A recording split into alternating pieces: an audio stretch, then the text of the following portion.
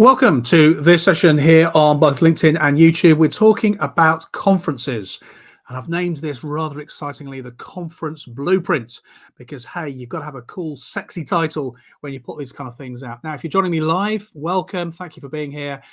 Please do type in your messages as and when they pop into your mind. I will take some questions towards the end, and I'll try and answer any of your questions, comments, or observations as we are proceeding through today's session. So it will be great to get those in from you. Whether you're on LinkedIn or YouTube. If you're watching the record of this, don't be trying to send me a message because it's not going to get through. All right, now, Conference Blueprint. What are we looking at? What are we checking into? What's the idea here? Well, here's the basis of this this webinar we're going to be doing. By the way, going to be talking around about 20-25 minutes. We'll see if and when we get any questions. Frequently when I do these live, we have a fairly small number of people, all the important people watching, but there's not a lot of initial questions, but if you have them, that'll be great. Let me tell you a bit about why we're doing this and what I'm going to help you with over the next 25 minutes. So I have, certainly up until pandemic, experience of doing several conferences, probably pretty much every month for a fairly solid 15 years. And when I say doing conferences, I mean everything from getting a slightly panicked email with 3 weeks to go from one of my clients saying, we've got this thing, we've got a 90-minute slot, we don't know what to do, could you help? Right to the other end of the scale where somebody said, we've got 6 months, and in 6 months we want to launch an organizational-wide conference, and we'd really like your help in planning everything right from the start, from AV to speakers to content to the whole lot. And when you've been involved with as many conferences as I have, when you've seen as many conferences as I have, you start to notice certain mistakes. I'm going to call them mistakes, inadvertent mistakes that people make when they're putting a conference together. And conference can be a slightly off-putting word. By conference, I mean anything where 2 or 3 are gathered together. Somebody or somebody's have to stand at the front and share an idea. And conferences happen for all reasons, don't they? They happen because we're celebrating the year we just had, or we're prepping for the year coming up. We have a new launch to share with people, product or service. Perhaps we want a reward. Perhaps there's been a change of strategic direction and we're going to launch that. So conferences tend to happen for a fairly small number of reasons. And yet, they're frequently done badly. So if you think of all your experiences of attending conferences, whether on stage or looking at the stage, you've noticed various things that don't work. And when I work with HR people, when I work with L&OD people, there's often an occasion where somebody in HR, somebody in L&D has been dumped on. We've got a conference coming up in 6 weeks. Good news, it's you. Get going. And we don't always know where to start. So I'm going to give you some absolute basics of things to avoid that it's easy just to fall into, and some suggestions for what you might do instead.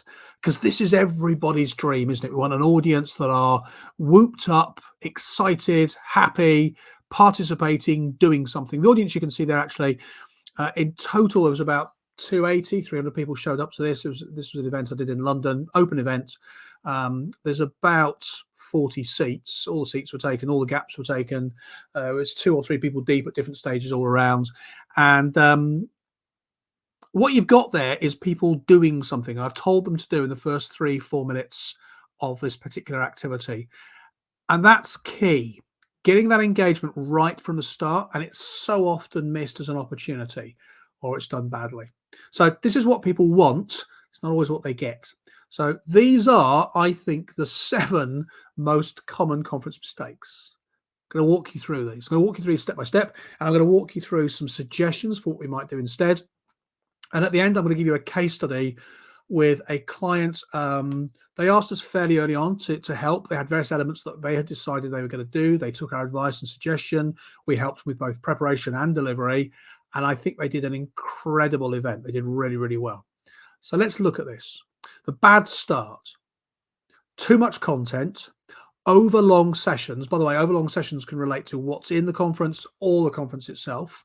Poor speakers, you wouldn't think that should be a thing, but it is. Not enough variety. That's relating to what the delegates are required to do. Skimping when you really ought to be spending money. That's quite a key one. And overrunning both in terms of individual parts of the session and the conference itself. So let's dig into these. Now, the bad start. Here are the 3 things that most often happen at the start of the conference, starting with the rules. Usually somebody from HR is made to stand up and run through the rules of the day, the housekeeping. Now, I'm not saying that the rules of the day and the housekeeping are not important. They are. That's not a good place to put them. I'll tell you an alternative in a moment.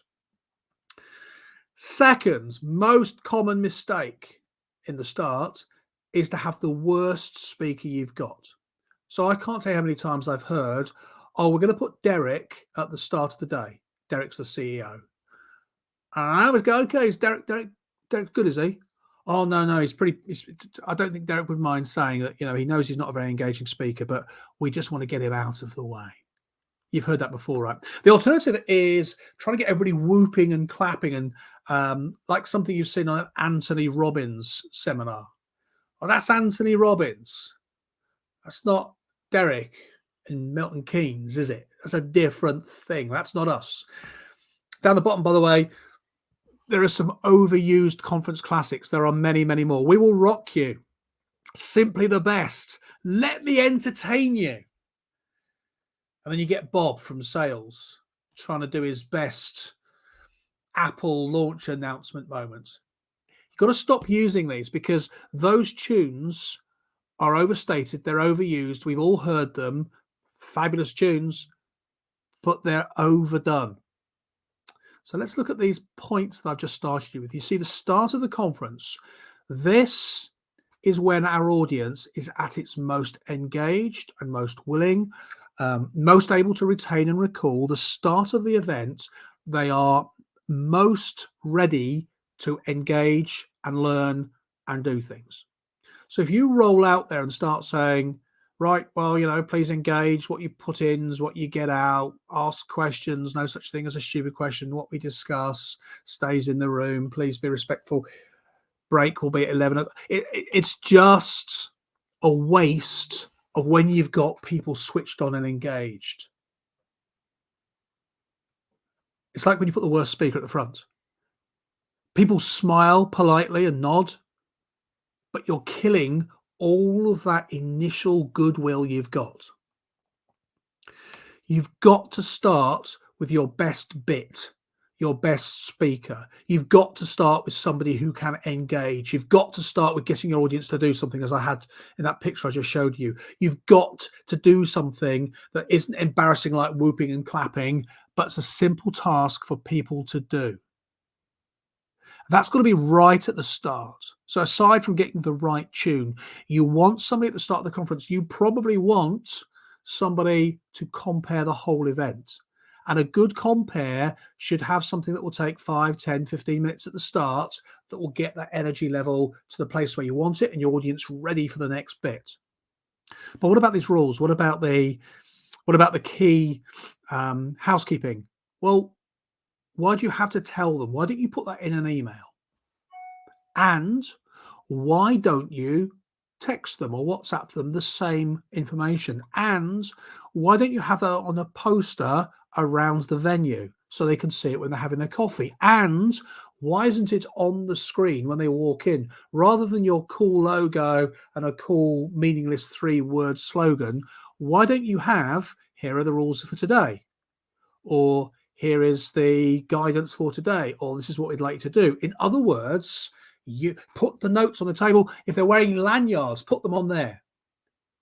Now, you might still want to reference a couple of things like fire safety, for example, but that can be done by the very good opening speaker. Just to remind you, 3 key points. What you don't want to do is to start with a big list of stuff, taking them through stage by stage by stage. You will see the life ebb out of them. If you've been in the audience, you know this is true. Starting with the worst speaker is a terrible place to put the worst speaker. You need You need to deal with your worst speaker, and I'll come up with where you should put them a little bit later on. And same as the trying to get everyone clapping, it's too much too soon. Now, nothing to say by the end of the session, they're not all up for whooping and cheering. Get them all singing the company song. Who knows? But you don't want that at the start. We need to ease them in and getting them do something that gets them chatting, lively, having a decent time, and be prepared to work. Let's move on. That's our first of the 7, the bad start. Here is our next. Too much content and over long sessions. You see, what we've got to do is to understand that all of us have an amount that we can take on in any given time. And too much, too long, just kills that. So here are my specific suggestions for you. 1 hour 45 is your longest single session. Now, I'm not exaggerating when lots of conferences I work with, help with, attend, will have 2.5 hours plus between breaks. It's too long. Nobody can do that. So if I'm going to start the session at 9, if the conference starts at 9:30 in the morning and they're told to get there 9 for 9:30 and there'll be Danish and coffee and a chance to network, brilliant. Put the rules up, the instructions up, get them a couple of key questions. At 9:30 you start, and you start, bang, energy. And by 11, you want them to be on their first break. Now you can run to 11:15, but you can't go past that. If you're going to go for 11:15, so 11:15, 12:15, 12:45, 1 o'clock is when I want lunch. Same through the afternoon. So an hour 45 is about the longest. You want one single theme. Too much content over long sessions. One single theme. One theme, that's it. Too many people try and cram in too much, and that has a predictable outcome in that people just tune out. You want breakouts shorter than people think they want.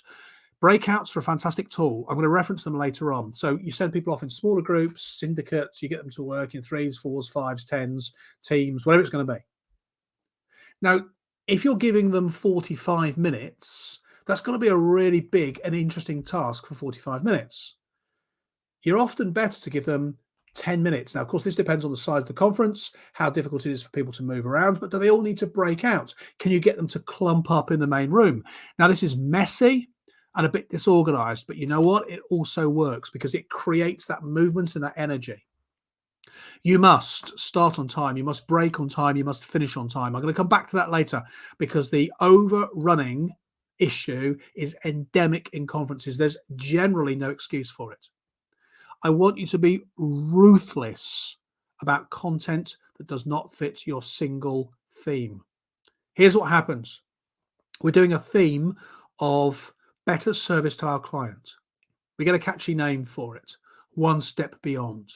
The Madness tune. Good tune to put at a conference start, by the way, because everyone knows it. Comes with a dance and everything, right? But we're going one step beyond. That's what our conference is all about. So every single section piece must link to that central theme. Here's what usually happens. We're going to do one step beyond. Somebody goes, well, actually, we've got a new platform that's about to go live. Can we just walk them through the basics? You think, well, yeah, it's kind of one step. Yeah, go on then. We'll give you half an hour for that. And then somebody from marketing says, we've got some new logos we're going to roll out in 24. Can we? Yeah, okay, that seems a good idea. Get some opinions on that. Oh, actually, while we're here, we should get the guy who does pensions in because there's some new, and you end up thinking, because we've got everyone here, we'll just pack a couple more bits and pieces up. This is what happens. Gary Larson, The Far Side, the late 90s. Please, sir, might be excused. My brain is full. That's a real thing. It's called cognitive overload. We give people too much. They can't control any of it. They can't take it. It just, yeah. That's why the end of a conference is so exhausting for people. We're much better to give them that single theme, run on time, get to the end of each section and move forward. All right, we've done 3 of our top 7 mistakes with conferences. Let's move forward with poor speakers. Now, don't have poor speakers, right? Problem is, it's not always that simple. You've got senior people that are going to speak. Not a lot you can do about it. They're going to speak. If anyone ever says to you, and this is nearly always at director level, oh yeah, I'll just rock up and wing it. That should be a massive flag to you. Now, I'm not saying you can do anything about it if they are very senior, but rock up and wing it is nearly always a recipe for overrunning, rambling, irrelevant detail, poorly planned slides, things that don't tie up with your overall theme, and just some dross. Here's another key problem with poor speakers. You've got the most boring person in your organization, but he's an expert in whatever, so we ought to give him 10 minutes. And you've also got that person in your organization who has no passion, no shame, no awareness of time, theme, content, anything. But because they're fun and energetic and they'll say anything and they're quite funny, they get half an hour, 20 minutes, 10 minutes. I need you to understand something right now. This is key. A conference is not just about the content that you share. That's about 50% of the battle. That's all, 50%. Of equal importance is who you have to speak and deliver and facilitate. Of equal importance is what your audience are doing, thinking, and saying. Of equal importance is how your audience take those ideas and engage and interact with them. So our most boring person in the organization, but he's an expert, is nearly always the worst choice for a conference. Conference is not just about downloading information. That's what email is for. That's what memos are for. That's what letters and phone calls are for. We want to move people. We want to take people with us. And that's not the most boring person in the world. We don't need finite detail.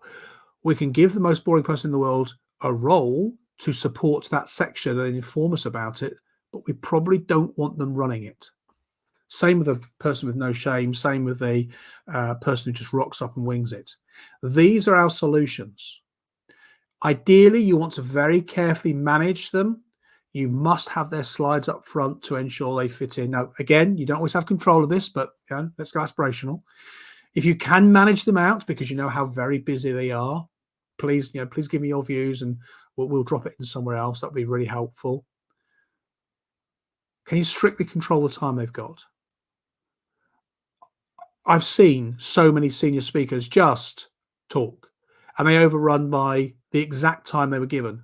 They were given 20 minutes. At 45 minutes, they're still going strong before they finally notice that HR and the conference organisers and, in my case, often the compere are all kind of doing this. And then they amble off, leaving everybody else to sort out the mess after them. And that third phrase there is bury them.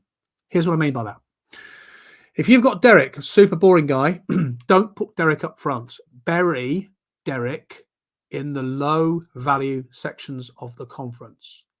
The high value sections of the conference are right at the start or near the start.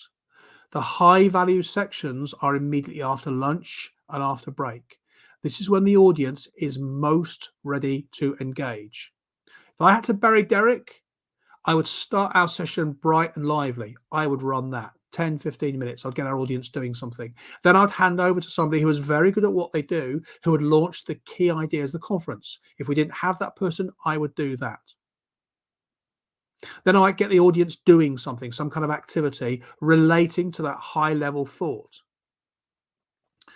Then I might, on that feedback, that would take us to break. You can see already there's no space for Derek.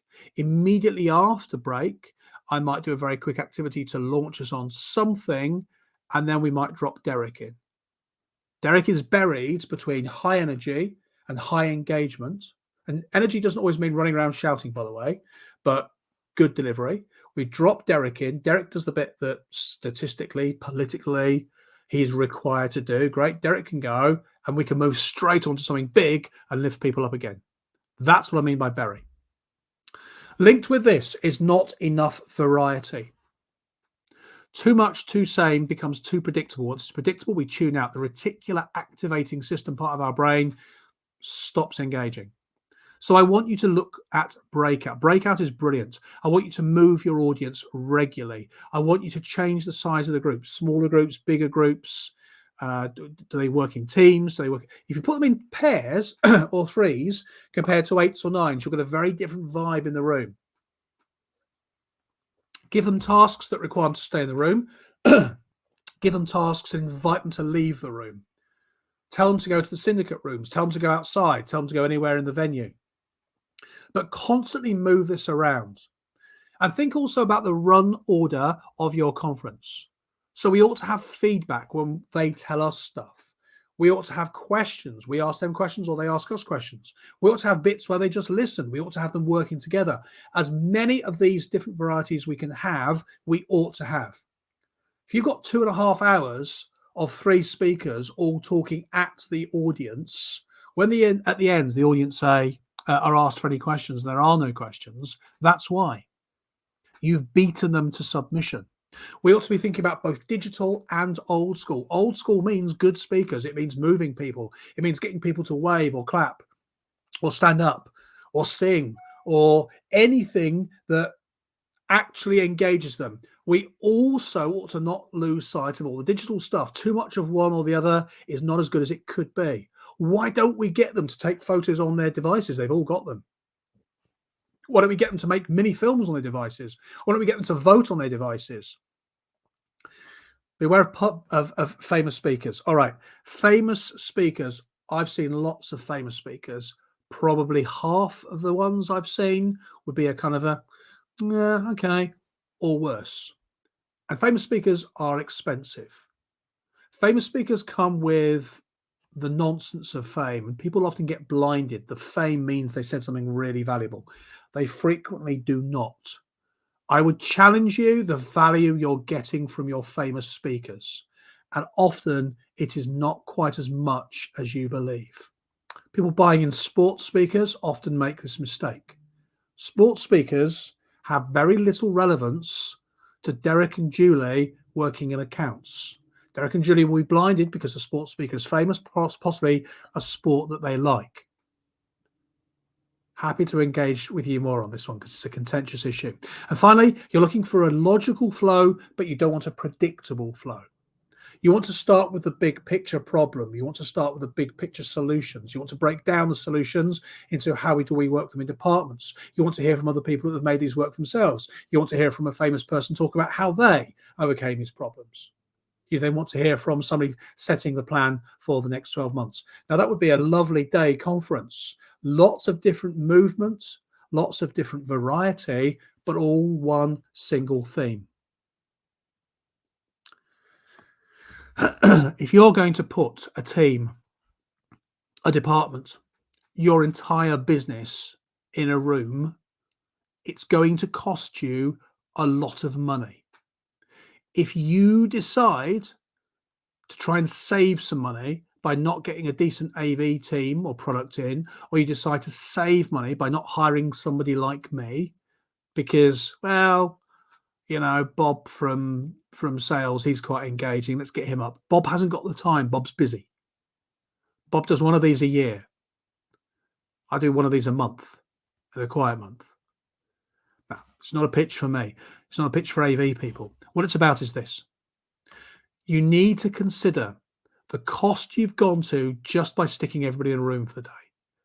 Add on the hiring costs. Add on the fact they're not working. Add on the food and the catering. Add on the travel. Add on the keynote famous speaker you've got. Add on all of the stuff you've done. The fact you've been working on this for 6 months. Is it really such a saving not to get that AV guy in, or not to get somebody in to help you compare this? And it nearly always isn't. And yes, the type on the screen is intentional, by the way.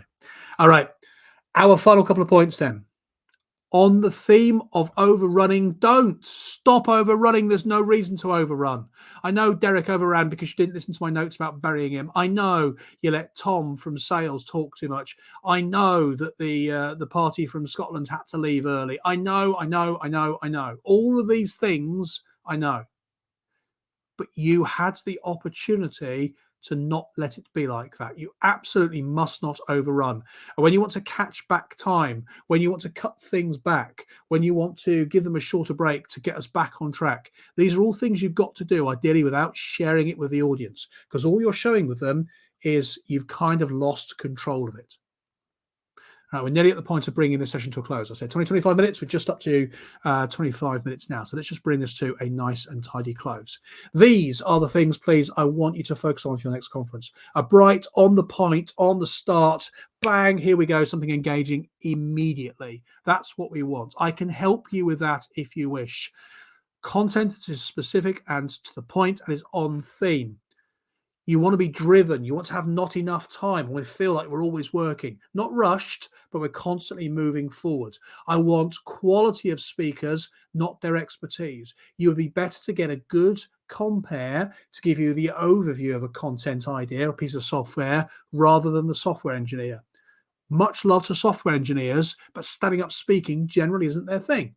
That's how you'd be better to do that. You want regular change, alteration, movement throughout the sessions. Breakouts, questions, activities, pairs, literally everything you can think of. Buy-in expertise. We just spoke about that. And always, always, always, always finish on time, which I think is about where we are right now.